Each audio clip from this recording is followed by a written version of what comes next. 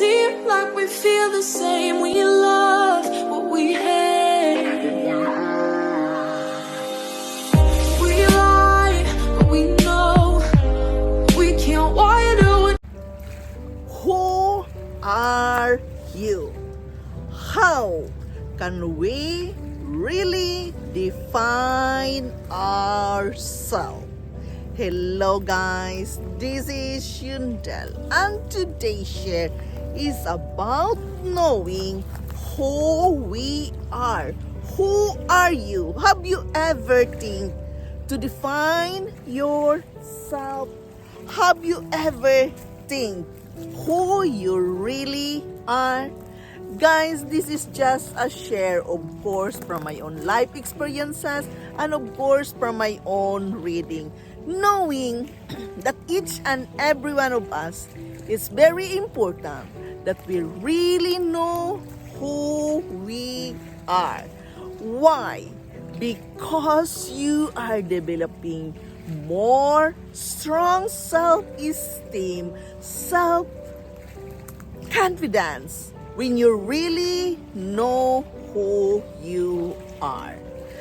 I am just sharing this with you guys to remind you that you are such a special person. Each and every one of us created by God, especially and amazingly beautiful, and we are all created, talented, good enough, and we have all the blessing He made us to be.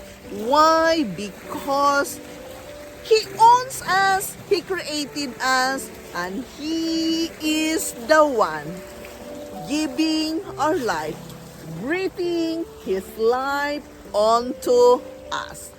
Guys, I am sharing this with you really because each and every one of us, many times we feel discouraged, we feel unsure about ourselves, we are scared into something, and it makes us doubt who you really are. Who are you?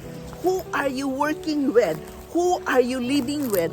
Who are you in your own personality? Guys, knowing who we really are is very important.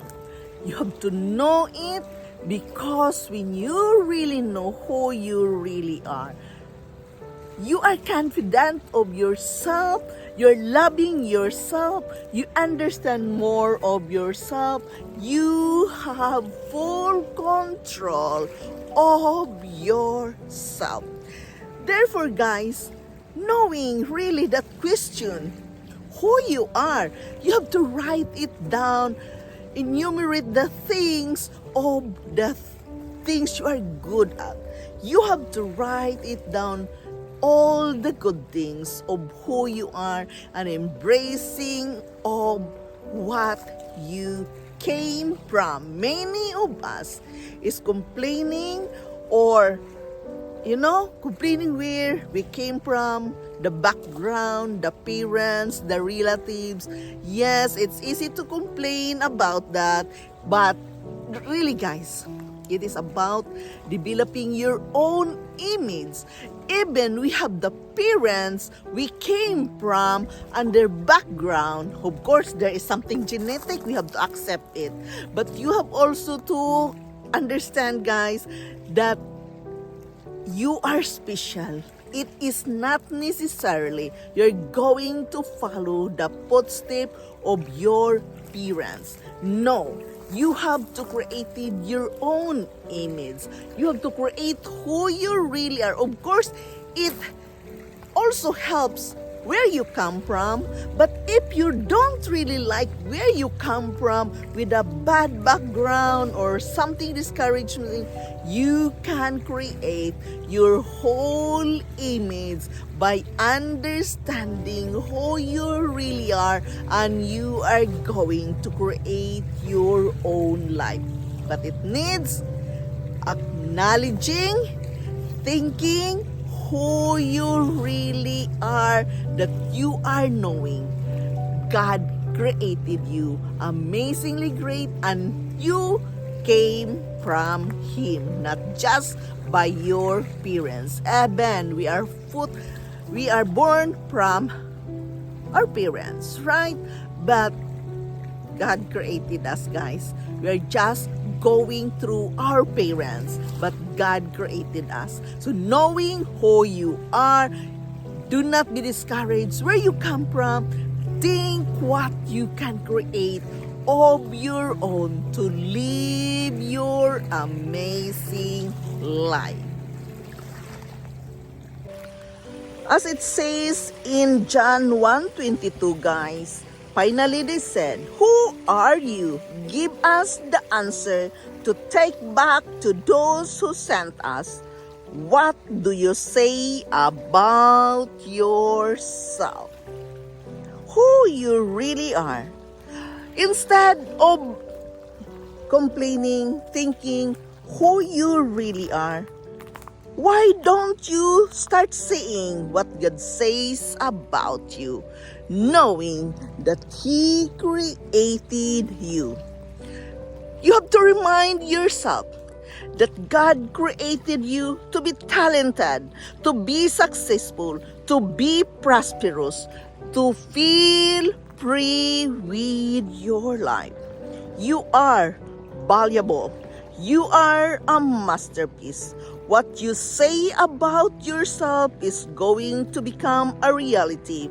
What you say gives it to the right to come to pass. Not now.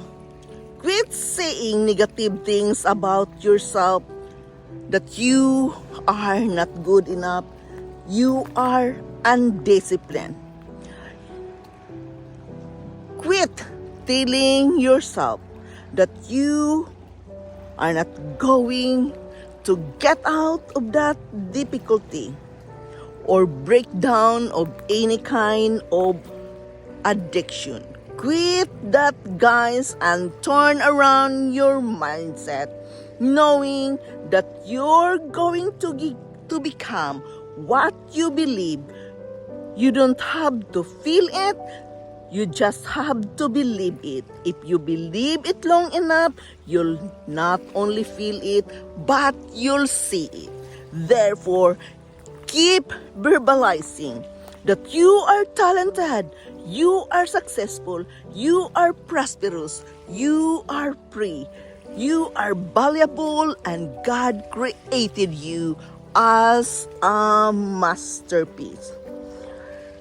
He alone have the right to define who we are because we belong to Him. He created us and He is with us. He called us, we are blessed, redeemed, forgiven, healthy, overcomer, and He called us a masterpiece. And we have to do that to call ourselves as well, that we are becoming the person God created us to be. Believe in yourself. Do not believe where your family came from, where you came from, or where you have that bad background of your family. Don't think about it. Think that who you really are, you come from the image of God.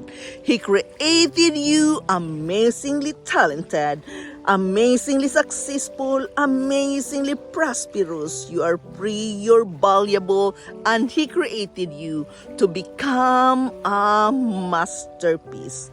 Therefore, guys, do not feel discouraged. Where you really came from, it doesn't matter at all. You can create your best life by knowing who created you, and by that, you can define yourself, who you are. Many times we feel discouraged of ourselves, guys, because we know that, that discouraging experiences from our family, the bad background and everything. It's really discouraged us.